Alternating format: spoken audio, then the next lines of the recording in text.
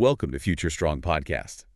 Today we're going to be looking at something really fascinating. Yeah, this should be good. Some diary excerpts from the writer Mavis Gallant. Oh, yeah, I've heard of her. Yeah, have you read these? Uh-huh. These were published as The Hunger Diaries. I have not, but it sounds intriguing. A Writer's Apprenticeship in Europe. That's the full title. Okay. And specifically, we're going to be looking at March to June 1952. All right. And you know what I find so compelling about these is it's such a raw look into her daily life as a young writer in Spain at this time, navigating, financial precarity, really trying to make it. Yeah, trying to get that start as a writer. It's never easy, I imagine, especially back then. No. And that's what we're going to kind of unpack today, right? The core themes of these entries and the emotional landscape that she's experiencing. Yeah, I find that so interesting how you can, really get into the emotions of the author through their diaries. Yeah. Well, I mean, would you say that these diaries sort of strip away any romantic notions we might have about like a writer's beginnings? Oh, absolutely. You often hear these romanticized stories about, artists finding inspiration and success, but Gallant's diaries, they present a different picture, like the nitty-gritty reality of the struggles, the daily grind. And it's not like a polished retrospective either. Yeah. It's like raw. Yeah. It's in the moment. Exactly. It's raw, it's unfiltered, it makes you reconsider those idealized images of what it means to be a struggling artist. Yeah. So let's start from the beginning. Her arrival in Spain, Okay. March 1952. And right away, the descriptions are so striking to me, these stark contrasts. She talks about this wild, rocky coast and like a steel sea. Oh, wow. Creating this really dramatic natural beauty. Yeah. But then she immediately follows that with like the drafty baggage depot, insolent guards. Well, so it immediately goes from this, beautiful natural scene to this stark reality. Yes, exactly. And I think that kind of sets the scene for what's to come. And then she mentions having very little money at the border. She's like worried they're going to be suspicious of her. Yeah, that must be a constant worry, right? That financial vulnerability as a young artist just starting out. Absolutely. Then she has this interesting observation. She's on the train and she sees this young girl and she describes her as having a Saint-Germain-des-Prés uniform. Okay. The plaid slacks the black shirt. Uh-huh.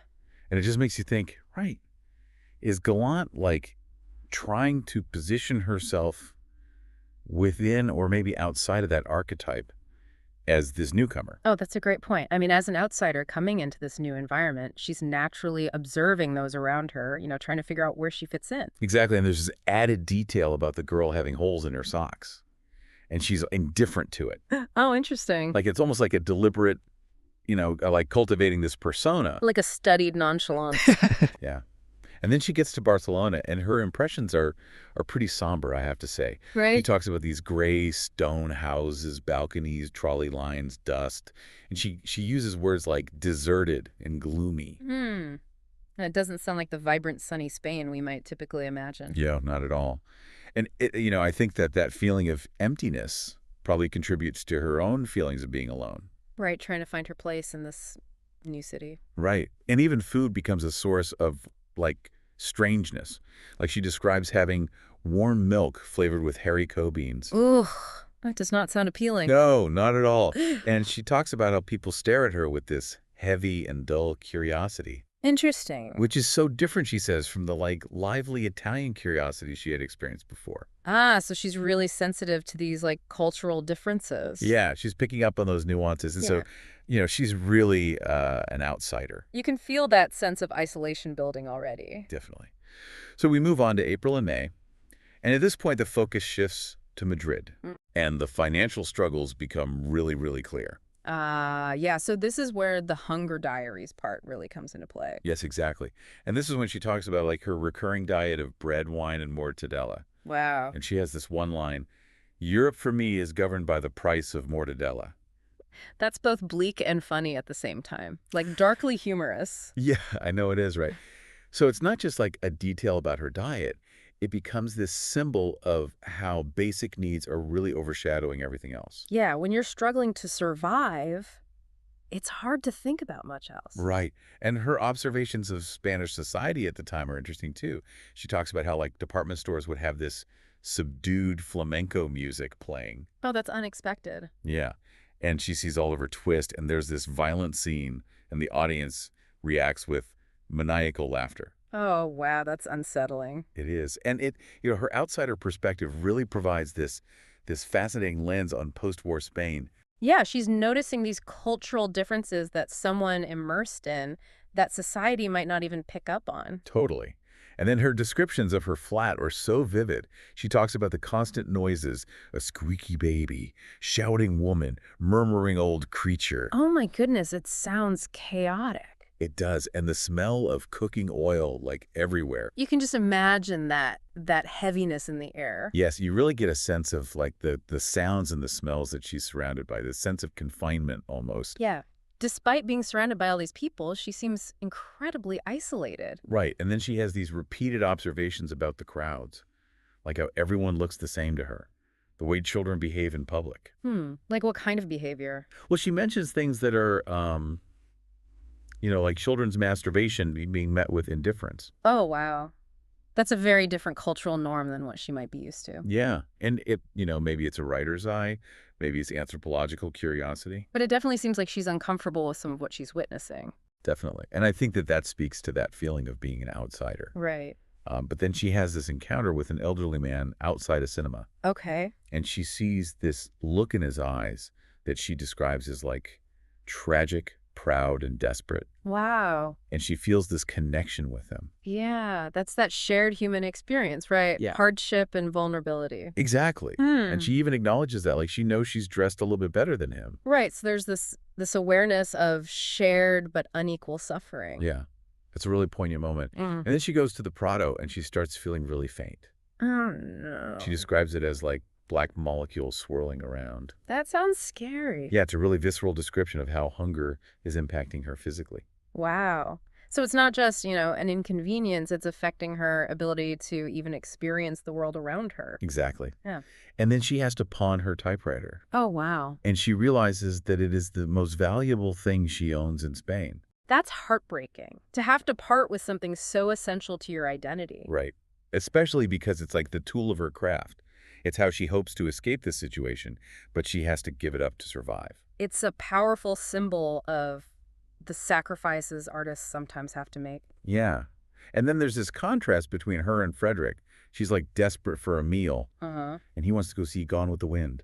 Oh, my. Talk about different priorities. Right. And she feels like it's a crushing waste of a day. It really highlights how differently they're experiencing their circumstances. And she talks about how she has no roots, unlike Frederick, who's sentimental about Hungary. Right, so she's completely focused on her writing and survival. Right. And she struggles with her writing, too. Sometimes she feels like it's too abstract. Yeah. She gets frustrated helping Frederick with his book. It sounds like a lot of self-doubt. It is.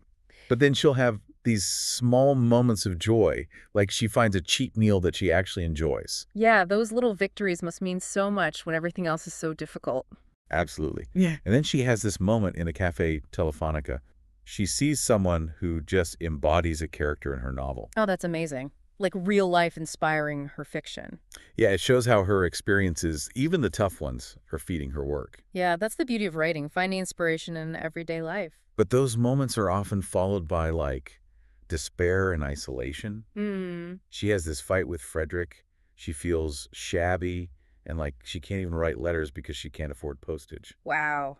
So there's this lack of connection both emotionally and practically. Yeah, and she says it's a question of writing or not writing.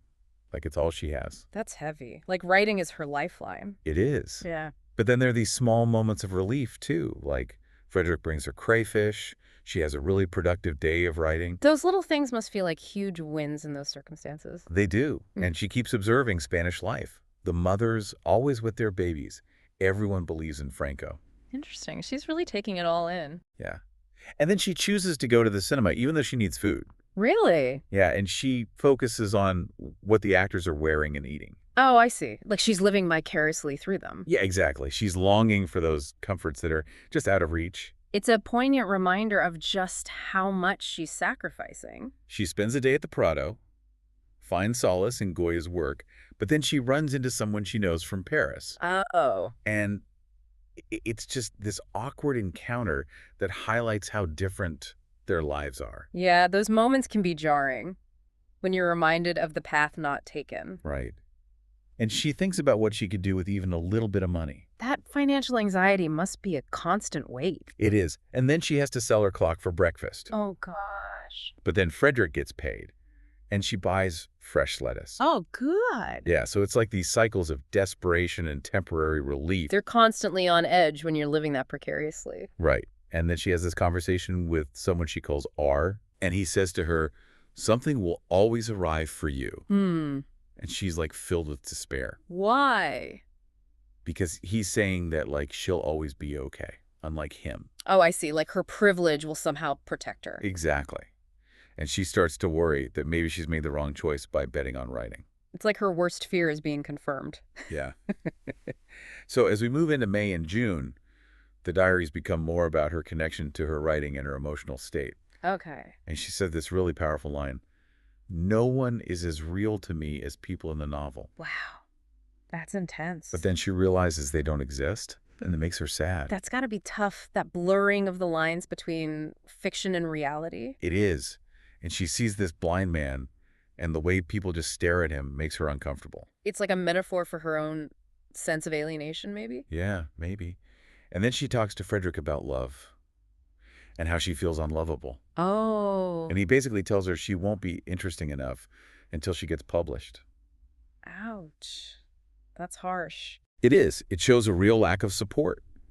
And she has to sell her skirt and Frederick's coat at a flea market. And then she gets pickpocketed, and she's just kind of amused by it. Wow. It's like she's just resigned to her fate at this point. Yeah, it's this dark humor that comes out of these tough situations. Right. And she starts to feel detached from herself, like she's watching her own life from a distance. That's got to be a scary feeling. It is. And she's so anxious about her novel. Mm-hmm. And she's physically in pain. She feels like she's becoming one with the street. It's like she's losing her sense of self. Yeah. And then she sells more books. This time it's her tweed coat. And she sees this unemployed man destroying this mud city that kids have built. Oh my goodness, it's such a powerful image. It is. It's like the crushing of hope and creativity. Yeah.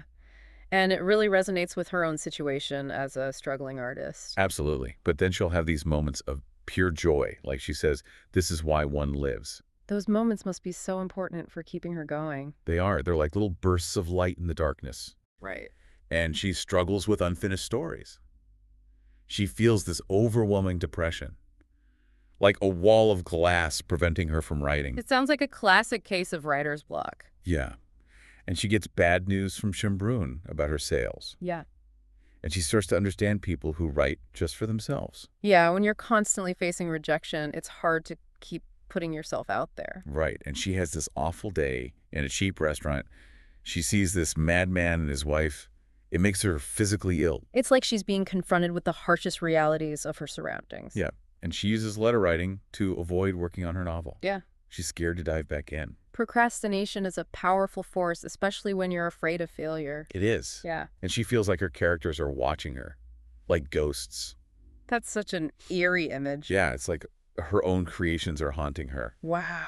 And then she has this moment of deja vu while she's selling her green suit. Okay. And it brings back all these memories of a past relationship, and she realizes that this is her last good thing. It's like she's selling off pieces of her past self. Yeah. And then there are days when she has no money, no food.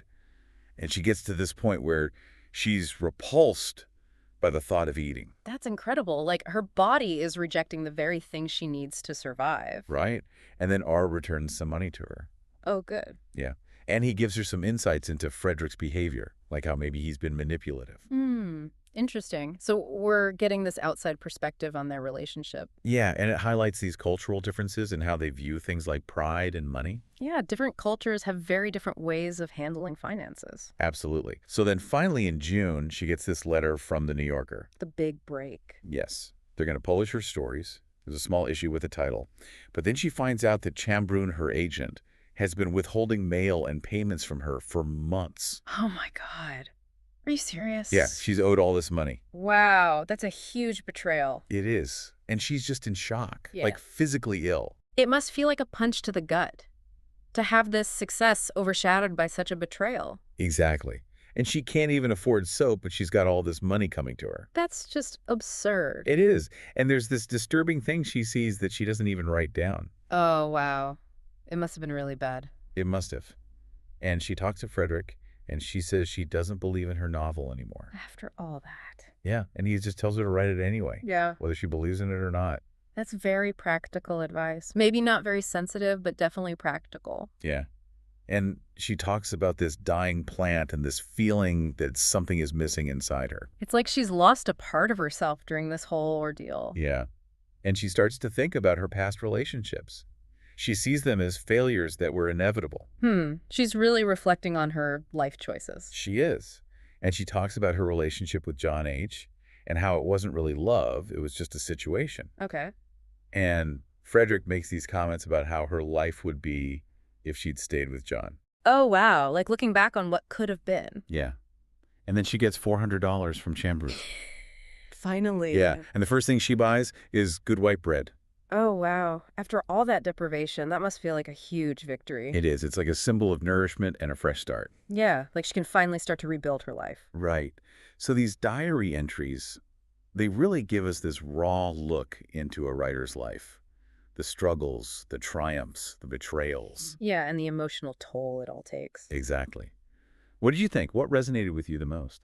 I think the way she captures that feeling of isolation was really powerful. And also that moment when she gets the letter from the New Yorker, but it's tainted by the betrayal. It's like a bittersweet victory. Yeah, absolutely. And I think her observations of Spanish society at the time are fascinating too. But she provides this unique outsider perspective. Definitely. It's a reminder that even in the midst of hardship, there's always something to learn and observe about the world around us. Right. And her dedication to her craft, despite all the obstacles, is inspiring.